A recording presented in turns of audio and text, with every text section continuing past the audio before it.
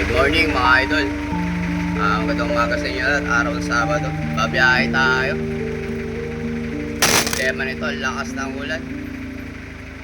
Titignan natin kung maraming pasero. Pag wala, nakachagay na lang natin ito mag-aabot.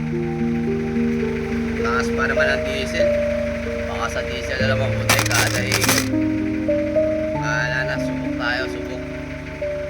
Daling araw. Painit muna tayo makina, hindi tayo kaka-check up lang natin. Check up tayo langis. Check up tayo mga fluid sa preno para walang aberya sa biyahe.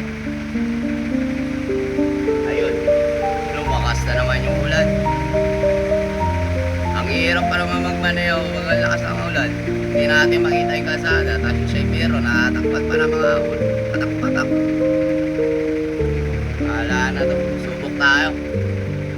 Hindi bumiyahe. Kailangan natin bumiyahe. Nasira yung araw natin kahapon. Hindi tayo nakabawi ng biyahe dahil gawa nung naputol yung tapucho kahapon. Nasira yung diskarte ko nung huli kong trip. Sa diesel lang napunta yung huli kong trip na yan.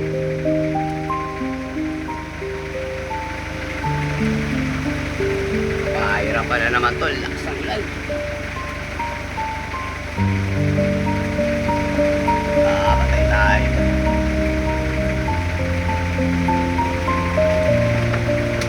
Sana kahit pa paano may mga pasero, may mga sakay.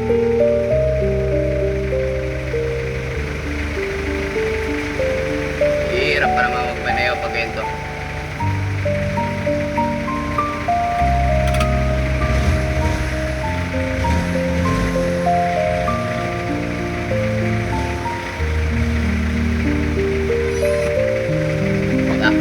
Subok, alis na.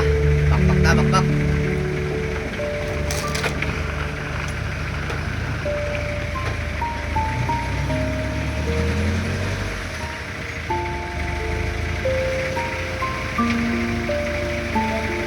Tara kayo, me.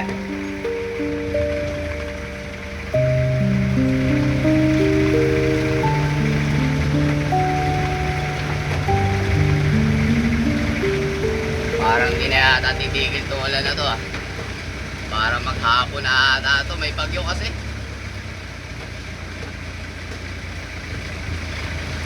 Sarsahanan nito, magtutulog sa bahay, no? Tapos pagkising mo, kakain ka na lang ng almusal, pakapi-kapi ka na lang. Pero wala, kailangan nating kumahit mga idol. Bawal tayo magpahinga. Kasi pahirap ng pahirap ang sitwasyon. Pataas sa pataas ang diesel. Kaya kahit pa paano, kailangan natin pagtsagaan. Ngayon mga idol, mag-update na lang ako mamaya. Medyo mahirapan tayo sa kalsada pag ganito eh. Maya na lang, peace out.